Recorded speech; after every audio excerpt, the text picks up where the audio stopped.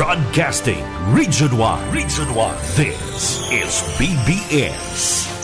Bicol Broadcasting Systems Incorporated. DWLV 91.9 MHz. Your news and music stations. BBS. Basta Bareta. Sigurado.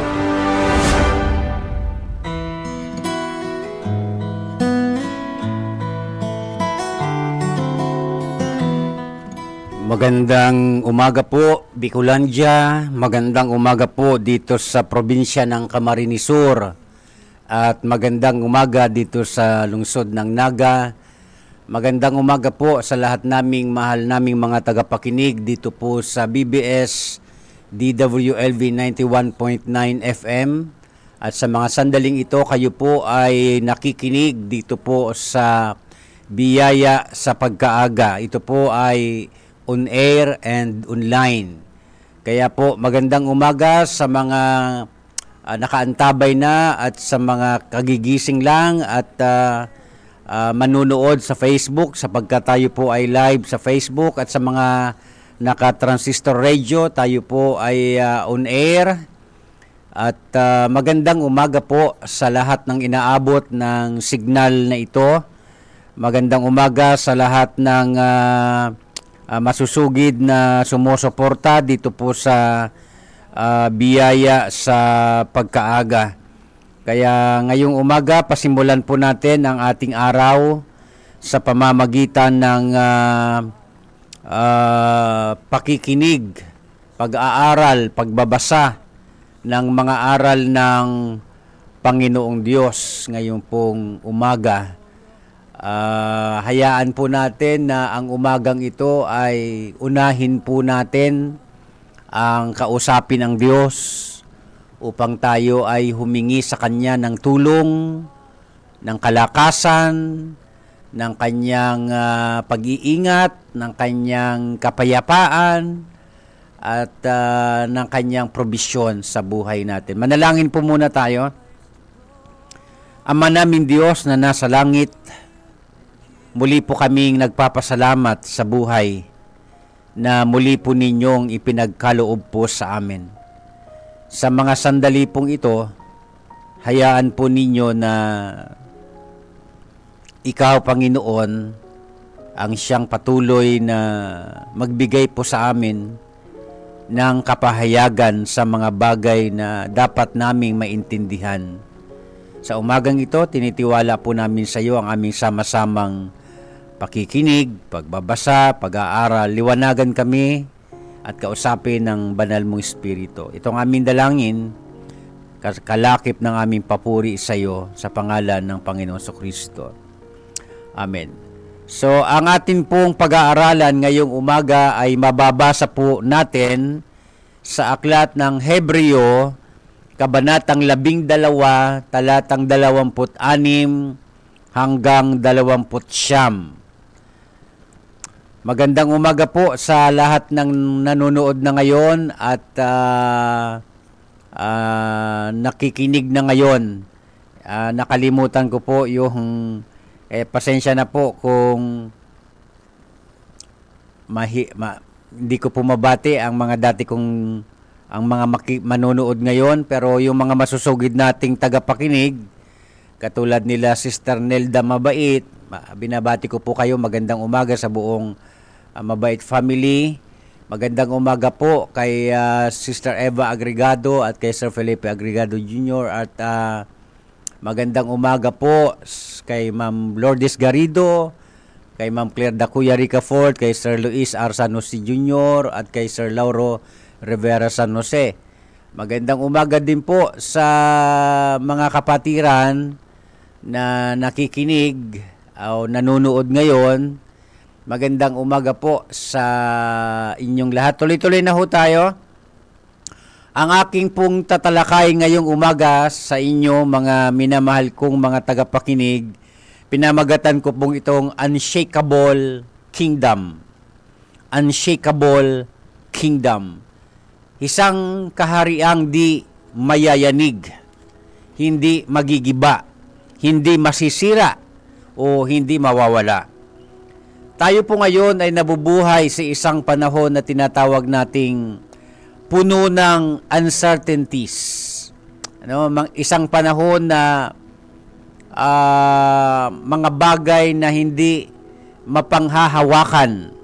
So kailangan natin ng isang unshakable foundation upang kahit tayo ay nabubuhay sa tinatawag na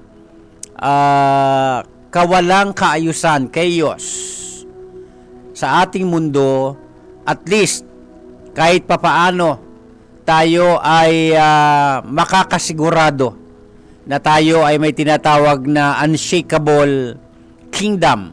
Ano po bang ibig sabihin ng unshakable kingdom? Ito yung isang pinanghahawakan sa buhay, kasi tayong mga tao, mayroon tayong kanya-kanyang ginagawang kingdom. Kasi gusto natin na yung kingdom na yon ay siya nating mapagsasandigan, mapanghahawakan, at halos nandoon na ang ating pag-asa. Kaya pag naririnig natin ang kingdom noong araw, lalo sa mga usaping mga hari, pagka ang isang hari may matatag na kingdom, ay makakasigurado siya na kahit sino man ang kumalaban sa kanilang kaharian, ang kahariang ito ay laging mananalo at mananatili. Sa buhay din natin, ito ang ibig sabihin nito. Pag sinabing unshakable kingdom, mahalaga na makatiyak tayo na nakabuilt ang ating foundation sa tinatawag na di magigiba, di mayayanig, di masisirang kaharian.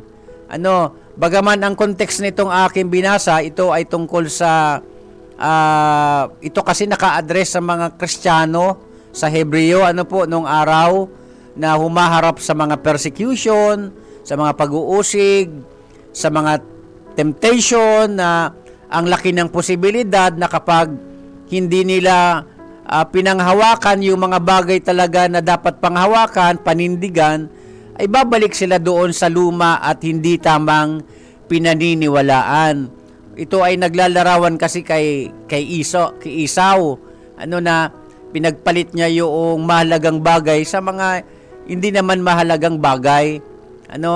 Kaya ito talaga ang context nito.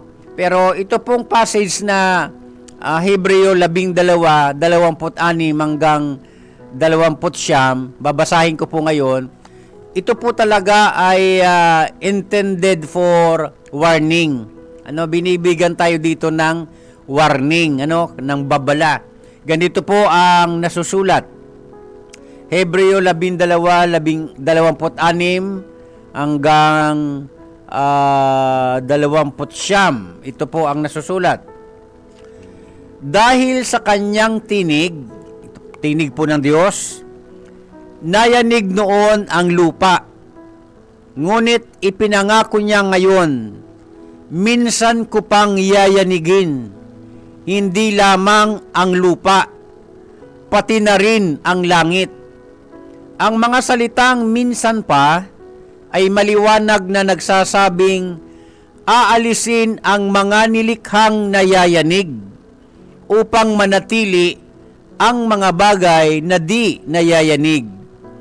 Kaya magpasalamat tayo sa Diyos sapagkat tumanggap tayo ng isang kahariang hindi nayayanig. Sambahin natin ang Diyos sa paraang kalugod-lugod sa Kanya, may paggalang at pagkatakot, sapagkat tunay nga na ang ating Diyos ay apoy na tumutupok. So, mas bibigyan ko po ng emphasis ng diin itong part ng Hebreo 12:26 hanggang 29, na ito po talaga ay specifically is a warning, na parang pinapaalalahanan tayo na huwag tayong tumulad kay Isaw na pinagpalit niya ang kanyang pagkapanganay sa isang platong pagkain nung siya ay dayain ni Jacob na kanyang kapatid na mayroong pangungunsinti ng kanilang nanay. So sa buhay din kasi natin, pag sinabi natin unshakable kingdom, again, ito yung pundasyon, na pinangahawakan ng tao sa kanyang buhay. Na kapag mayroon siyang tinatawag na matatag na kaharian, ay para bagang ang tao nakakaramdam ng tinatawag na security. Tulad sa atin, minsan ang tao gumagawa ng kanyang kingdom tulad ng kayamanan, mga pera, mga investment. Yan minsan ang kingdom ng tao. Yung tinatawag na stable job. Minsan yun ang ginagawang kingdom ng tao eh. Yung mga bagay na sa palagay natin, parang hindi na mayayanig. Parang hindi na mawawala. Pero dyan po tayo nagkakamali. Kaya ngayong umaga, dito po sa ating pag-aaralan, ito po ay magpapaalala sa ating lahat, kasama na po ako, na nung sabihin ng Diyos na minsan pa, yayanigin ko hindi lamang ang lupa, pati na rin ang langit. Ang ibig niya sabihin dito, darating po ang panahon na magkakaroon ng shaking of created things. Pag sinabi natin created things, ito yung tao mismo ang gumawa. Tulad ngayon, napaka-high-tech na natin, napakarami ng naimbento ng tao na akala ng tao dahil napakatalino na ng tao, ang dami ng invention. Akala ng tao yung mga bagay na nilikha ng tao mismo ay mapanghahawakan na. Di ba? Yan ang nangyayari eh. Lalo na sa ating panahon ngayon. Ngayon, tatalakayin ko po sa inyo, maiksi lamang ang ating oras, tatalakayin ko po sa inyo ang mga bagay na yayanigin ng Diyos. Lalo na po sa ating panahon ngayon. Yayanigin ito ng Panginoon para ito ay magiba, para ito ay masira. Ano-ano ang mga ito? Ito ang napakahalagang dapat maipaalala sa atin ngayong umaga. Number 1, yung tinatawag na sinful systems. Yayanigin ng Diyos, aalisin ng Diyos yung mga makasalanang sistema ng ating mundo. Kaya mga minamahal ko mga tagapakinig, wag tayo magtataka kung bakit sa maraming panig ng mundo nakakakita tayo, napapanood mismo natin, napapanood, naririnig, di ba? Nababasa sa dyaryo na talagang pangmalawakan na po ang mga nangyayaring mga katatakutan, katulad na lamang ng mga madalas at pangmalawakang pagbaha. Ano ang reason behind? Alam nyo, sa tanggapin nyo sa hindi ito talagang nasusulat. Darating po ang oras, hindi ito mapipigil ng tao. Kahit gaano man katalino, kayaman, kaprogresibo ang ating lipunan, kung ganoon nga ang tingin ng iba. Pero yayanigin ng Panginoon ang tinatawag na sinful systems. Sapagkat nabubuhay tayo ngayon sa isang makasalanang pasistema.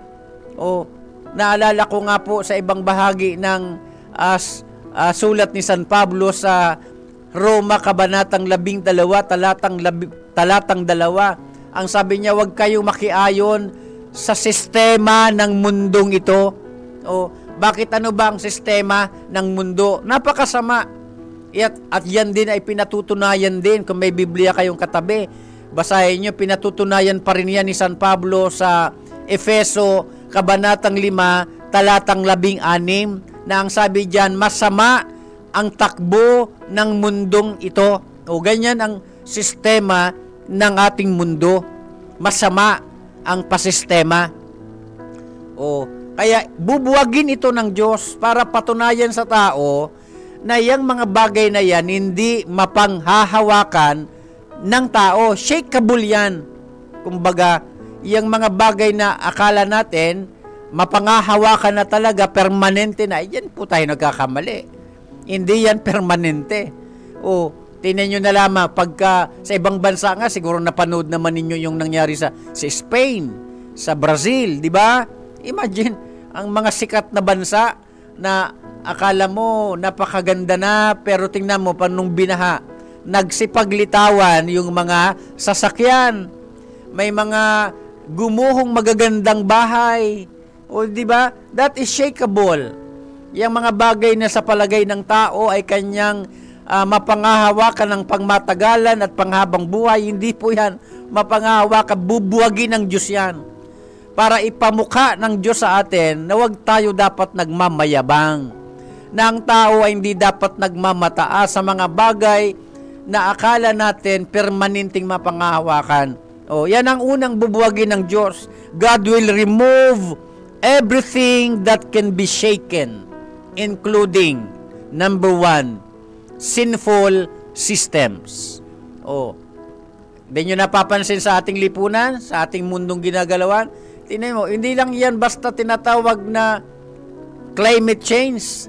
Hindi lang basta ganun yun. Sa bagay, yan tinatawag nating climate change, tao na rin ang gumawa eh.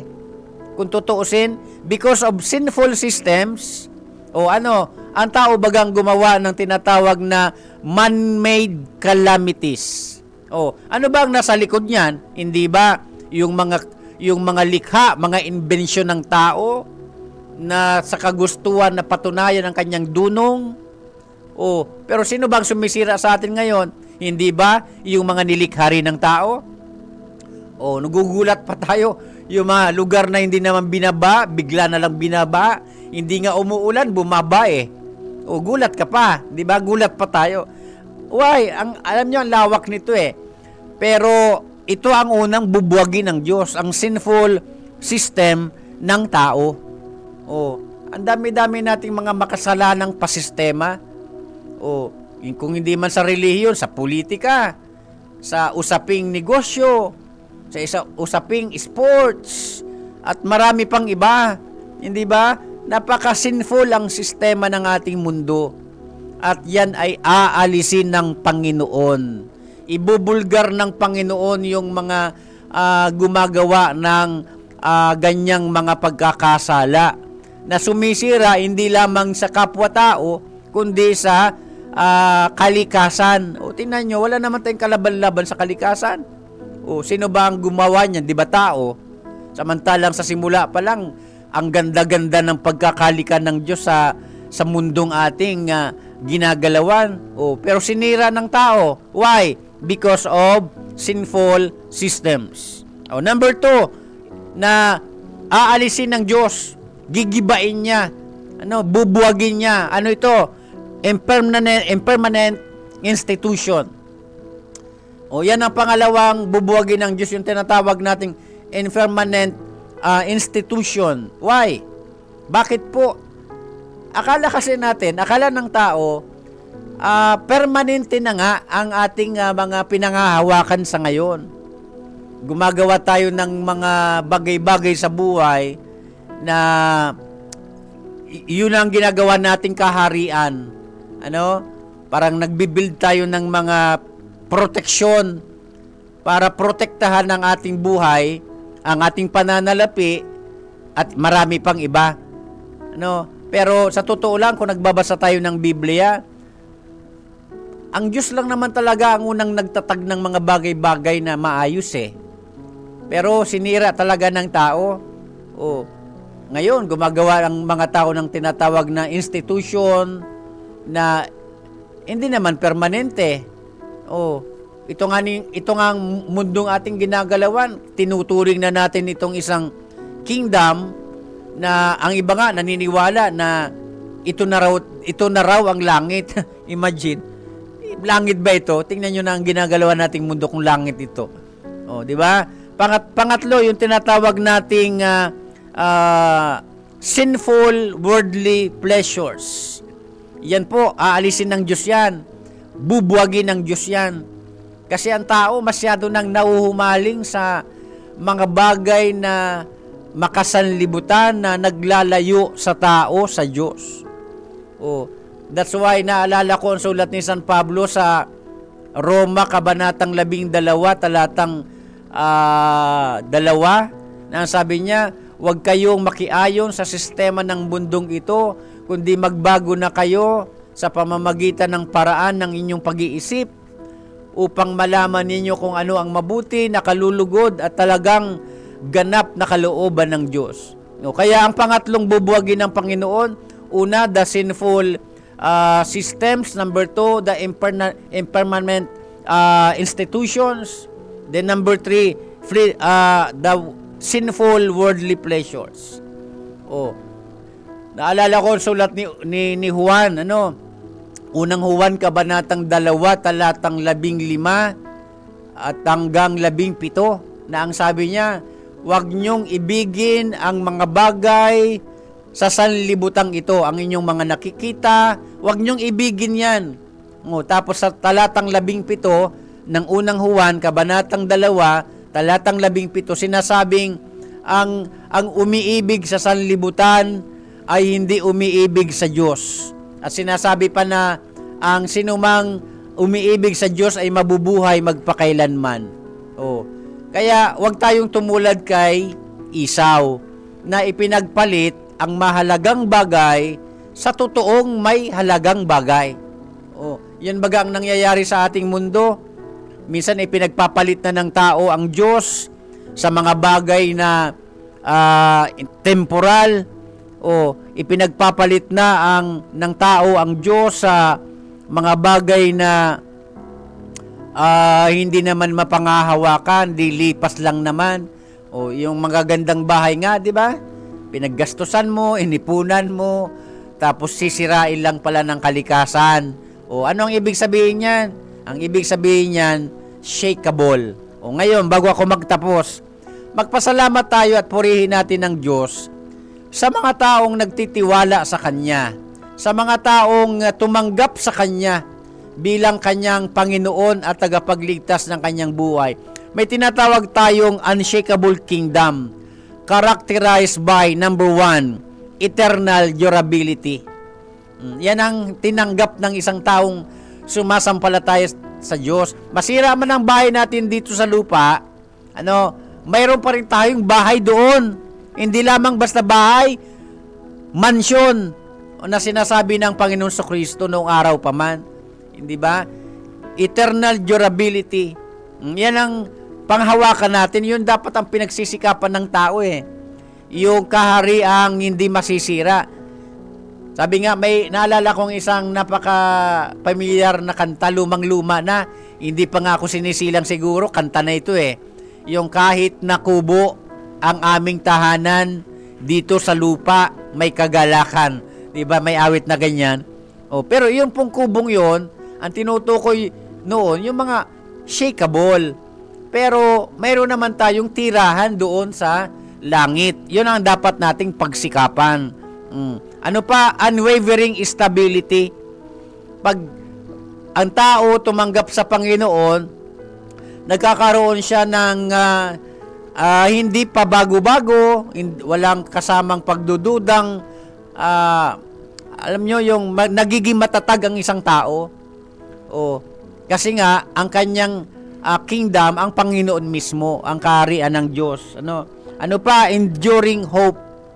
Kasama dyan sa tinatawag dating unshakable kingdom, ang tao po, pagka ang tiwala niya na sa Panginoon, talagang mapangahawakan yung pag-asang yun. Hindi katulad ng ating mga ginagawang kingdom dito sa buhay natin, masisira lahat Yung pera, hindi mo naman madadala. Tingnan mo, pag biglaan yung lindol, biglaan yung baha, nasana yung mga pera na wala sa bangko? Hindi ba na nababasa ng tubig baha? Pagkat inaabot ng tubig baha yung mga bangko, di ba na nagugulo yung sistema hanggang mawala na lang ang pera ng tao. Hanggang kamatayan, hindi madadala ng tao. Tingnan nyo, ang lawak nito Sinasabi ko lamang yung mga mahalagang bagay na dapat magpaalala sa atin. Ano ang dapat nating maging application dito? Number 1, para sa ating application, build your life on the unshakable kingdom. Yun ang dapat nating gawin. Doon tayo magtayo ng kingdom. Doon natin ilagay ang ating buhay. sa mga bagay na mapangahawakan. Ano ito? Ang Diyos.